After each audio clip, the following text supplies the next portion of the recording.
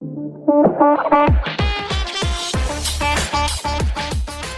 listening to Supervision with a Vision, where we discuss all things supervision. I'm your host, Sarah, professional counselor, marriage and family therapist, play therapist, eating disorder specialist, and cookie lover, with my co-host, Heather, marriage and family therapist, certified Together in Texas counselor, a Texas transplant from California, and outdoor adventurer. Hi, welcome to Supervision with a Vision. Today, Heather and I are talking about finding the chaos that helps us to do our best work. This week we read A Healthy Mind Has Elements of Chaos, published in Psychology Today, 2023. Heather, we kind of laughed and said, thank goodness, right, that chaos can help us sometimes. Right. So the first point in our article was that orderly does not always equal healthy. Right. I think I, at times, depending on the project or the space in life, have seen myself and probably my associates really struggle with everything needing to fit into a box, and everything needing to check off and be exact. And in the world of mental health, that's just doesn't always work that way. No. It makes me think of like maybe if you've ever tried to organize a closet, right? When you're starting to organize it, you actually have the biggest mess. Right. You have to start with a big mess. Like as you're pulling things out, or you're trying to get things in a more, like organized or like logical way. At first, it just like you're making a giant mess, right? In order to get things in a way that you like or that could be useful. Correct. Or, okay, here's another closet example. Have you ever organized a closet or a drawer or anything and then realized the way that you've organized it is completely not functional?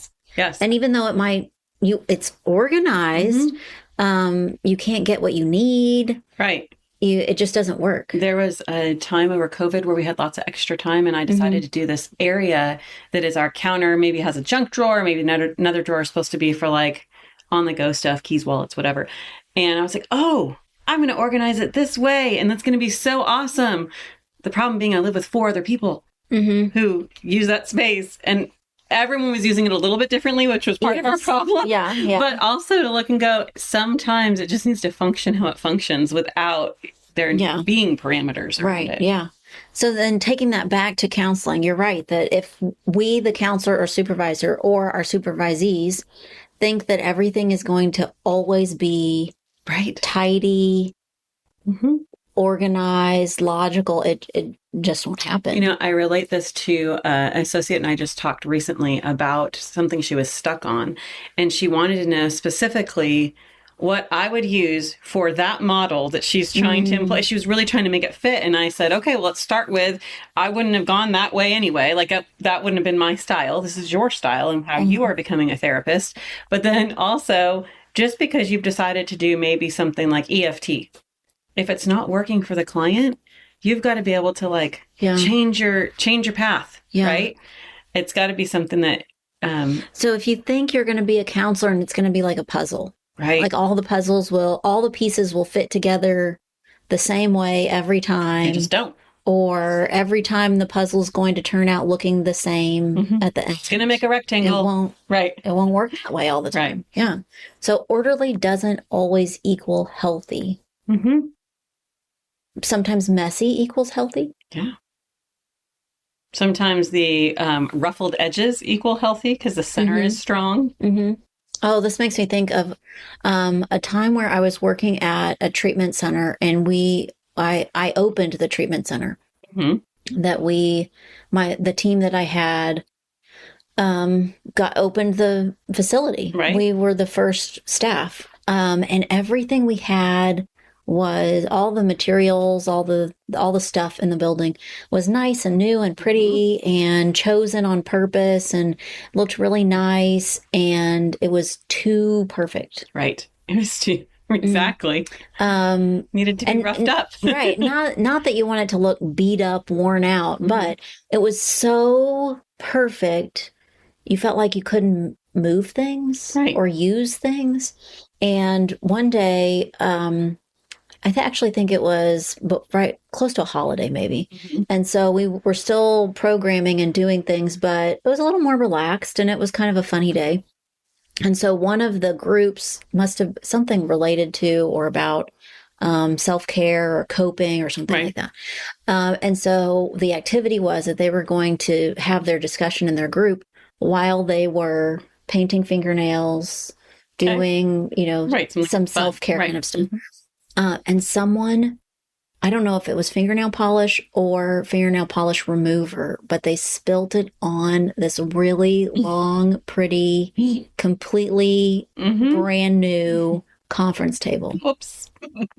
And I walked in and the staff person went, I'm so sorry. And she was just tripping over herself to say how upset she was. And I'll fix it. I'll figure out how to, my husband will come. We'll fix it. We'll fix it. And I went, I like it.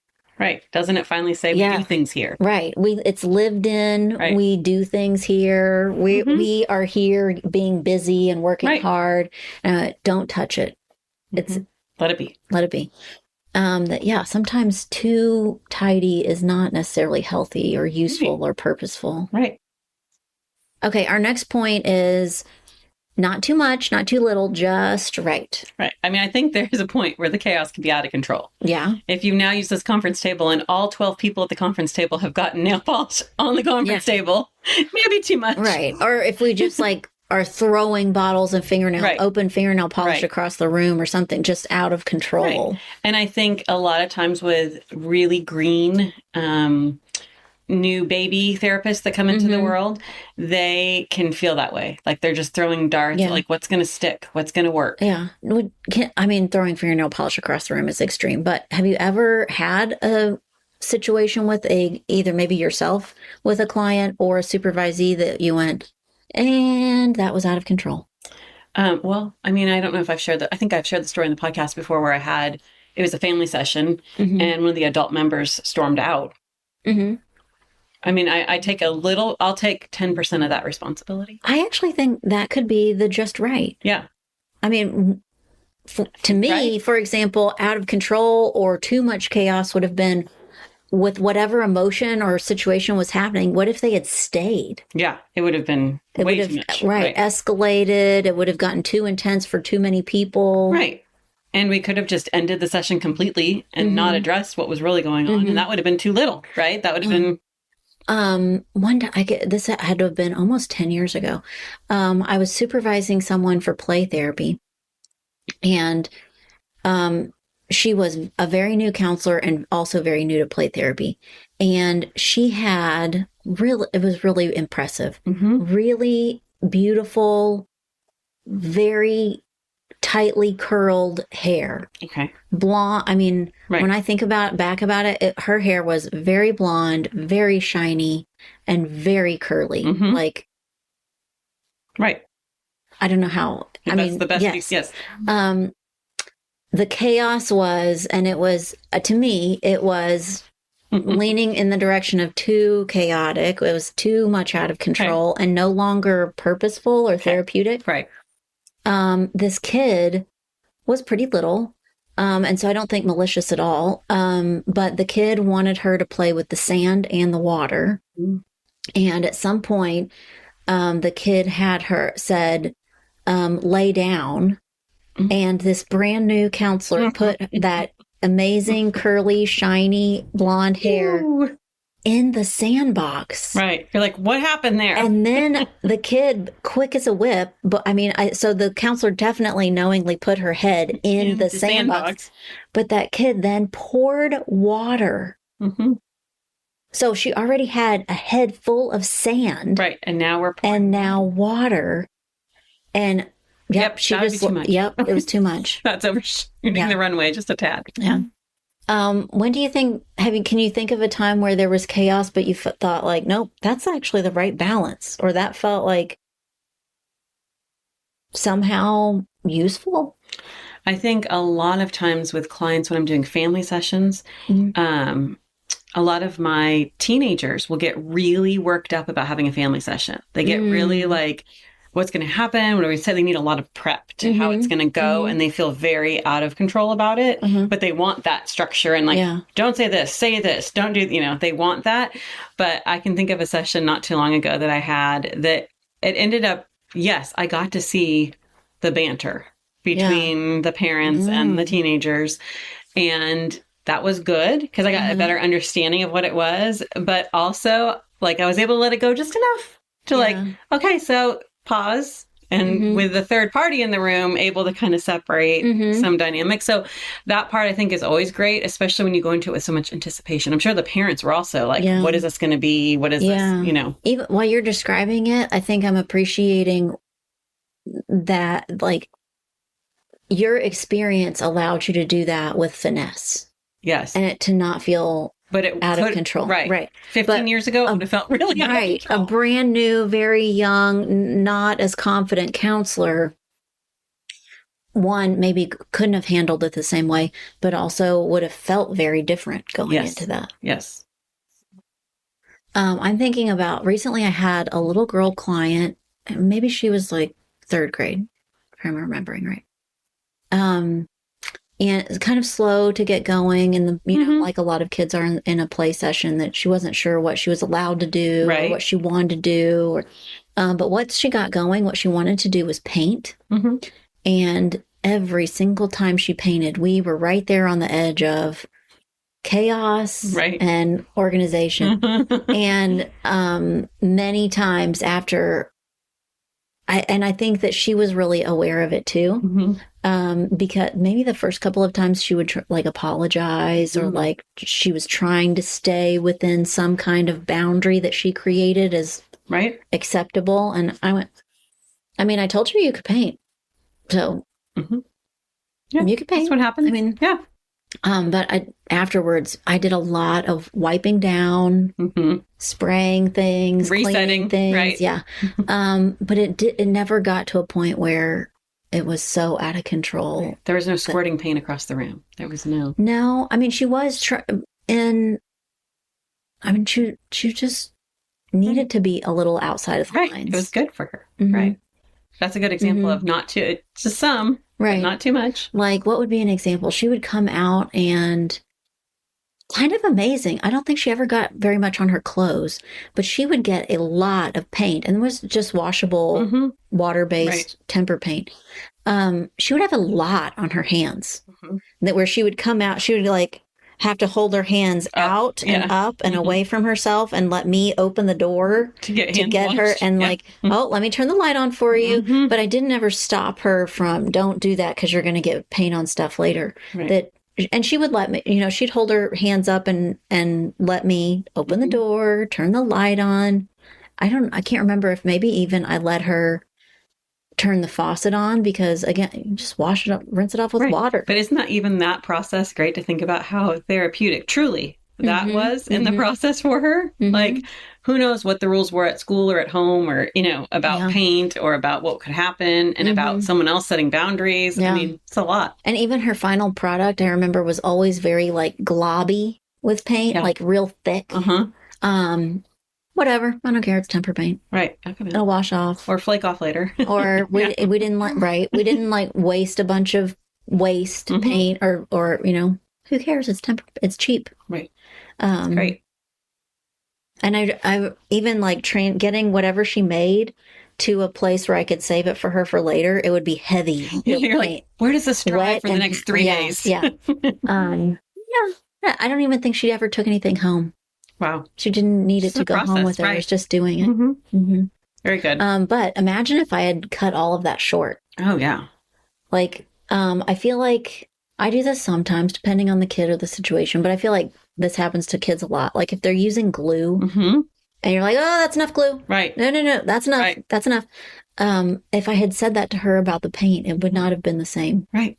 When I was working in childcare still at a preschool, I had a colleague that when we did art projects where it involved paint and we had these little tables and you could probably put 3 kids next to each other in a row, she would put the papers out and then she would put painter's tape around the outsides of the paper because somehow the border of the paper wasn't enough.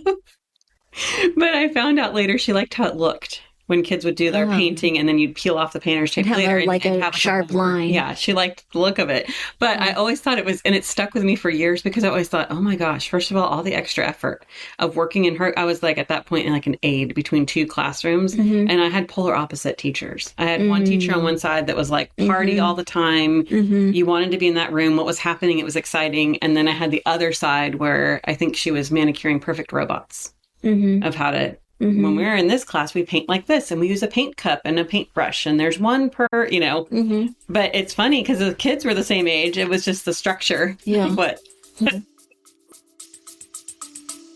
Stay with us. We'll be right back. Hey, quick question for you. Are you someone who wants to be fit, healthy, and happy? And what if I told you you could get your dream body by simply just listening to a podcast? I'm Josh. And I'm KG, and we're the hosts of the Fit, Healthy, and Happy podcast. Listen, we get it. Fitness isn't easy. Carbs, no carbs. Just stop, okay? It doesn't have to be that complicated. And that's why we made this podcast. We get straight to the facts so you can become your best you. So the way to check us out is click the link in the show notes or search Fit, Healthy, and Happy podcast on any of the major podcast platforms. We'll see you soon. For a little bit had kids that young, like kindergarten age, and one of the things that I like to do, I think we kind of got into because I liked it. We got into a routine where we would do it on Fridays a lot. The tables would be marker and crayon and paint and stuff, and I would sit them at the table and then spray shaving cream all over the table. Loved that, which would clean it and they had fun. Right, and it would get pretty. Yeah. Silly. Who cares if it fell on the floor? Right. It's just shaving cream. It's just shaving cream. Right. We'll just clean it up. So it would get on them and on the table and on the floor and on the some in their hair. Right. And I'm like, whatever. Right. Wipe them down later. Right. It's all good. The kid, the table, the carpet, whatever. All of it. What about the other direction when things are too organized? Or maybe the right amount of organized? Okay. So I think in what we talked about at the beginning where you can organize a closet, right? If it's too organized, there are certain personalities that then can't handle it if you just toss a sweater on a hook instead of hanging it up on a... Like there are certain personalities that can't tolerate that. Like it feeds anxiety for them. And so I think it's about knowing like that balance. If something's too much one direction... Yeah, it's not balanced. Well, have you ever had a client where they're leaning in the direction of too far organized or structured, and you're kind of pulling in the other direction? I have actually. Yeah, recently. Yeah. And not so much in supervision, but with a client where I'm like, oh, it's okay to color outside the lines. And I'm talking to an adult, not a kid. Like, oh, what would it be like if you didn't have Chinese food on Christmas night and you ate something else instead? I don't know why I hadn't thought of that. I have a client right now that, not a client, a supervisee that they're working in a treatment facility, and every time we conceptualize a client, they're thinking about and using words that other providers use. So they're talking like a nurse. Or like, they're talking like, I mean, that is one way to say it. But what if we said it in your words? Or how would you describe it? What was the other thing? This actually happened very recently. The supervisee said something to the effect of, they're resistant. Oh, that's what they said. Okay. The supervisee used the word resistant, and I made a face and said, let's get rid of that word. Think about another way to say the same thing. And the supervisee stopped for a second, and I was surprised at how quickly and how accurately they came back and said, my client is scared. And I went, nailed it. Right. That's completely different. Right. That is so good. That helps us. Right. Okay. Now we know it's not that the client is fighting you. The client is scared. Right. What do we do with the fact that the client feels scared? And that totally changed the direction of the whole, what we talked about. Right. And I think to me, when we talk about resistance in counseling, it is just a description of what you're seeing on the outside. Right. And not really the client's experience. Right. that somebody might appear resistant for a whole lot of different reasons. But why is very important. Well, and I think that happens so much in our line of work, just with mental health and just different ideas of things. I have a supervisee that would self-say she's very anxious about, I mean, she would own that. And she'll usually, when I do my check-in at the very beginning of session, anxiety, I'm anxious about this, anxious that, okay, we're going to get to that in just a minute. Like anxious, like that's how she describes everything. And we were talking about something and I went, you said you were anxious about that. I'm not sure if I'm getting anxious from you. I mean, it kind of turned into that borderline of therapy. And I was like, what are you really carrying? Because you're telling me anxious, and that's the busyness on the outside fits with anxious. Yeah. But as you're talking about it, it doesn't seem anxious. And then she was able to label it sad.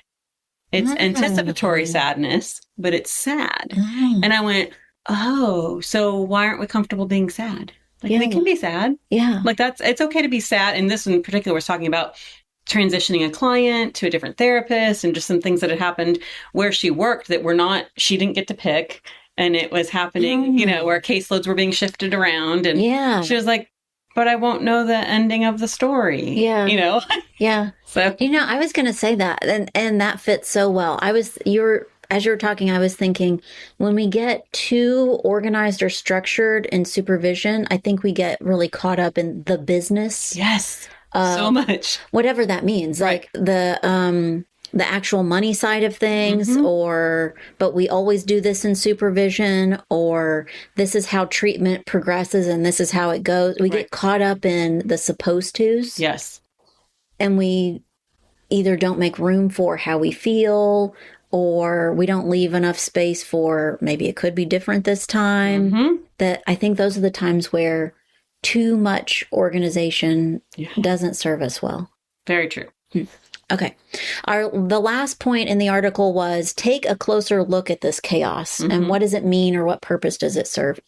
What do you think when you've been met with chaos in supervision or counseling, and also the opposite, lack of chaos?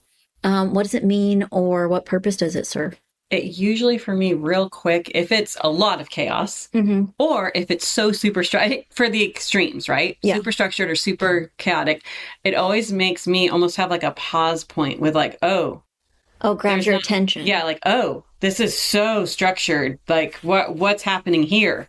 Or if it's really chaotic, how much do I need to be comfortable with this chaos? Like, how much do I need to shift. Okay. So it's a signal to you to notice.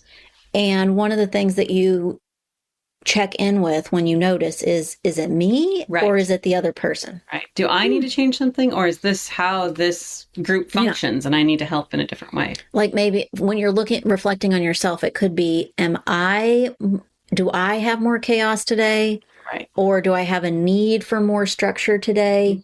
And figuring out why. Right. The in-between. And then when you're looking at someone else, you're asking the same questions. Why does this person have a need for more structure in this situation? Or why do they feel more chaotic in this situation? Actually, that's like a kernel. That's like a nugget of life. Like if people could be more aware of what's going on in people's reactions to things and just pause for a second and go, wait a minute. Yeah. Why do I have this thought? And then why are they dealing with that? Either one way, right? If it's super structured in order that's needed, or if it's just the little girl that's painting that needs a little bit more freedom. I'm asking myself those questions about my current supervisees. Okay. And wondering, I don't know what the answer is yet, but I'm thinking, okay, is this person feeling more chaotic or more structured? And what do they get out of that? Or what purpose does it serve? I think we could say at any point along the time that you're in supervision, it probably flux like a lot. Oh, yeah. Like it goes from like straight out of school with like this idea of super order and structure. And then maybe it just goes off the rails to a little too chaotic, and then maybe comes back in. Well, and I think, some of it has to do with their experience in their job or their role. Right. But I think right now I'm thinking about some of my current ones and how chaos/organization finds its place in their life. Right. That it's not just them as a counselor, but they're, I have one supervisee. We just wrapped up. We just finished our hours. So that's exciting. Yeah. And she stayed in the same job the entire time. And maybe I think she and I should have this conversation. But I think I've been thinking she doesn't love it, but it really serves her well right now. Okay. And that she knew, she had awareness of that.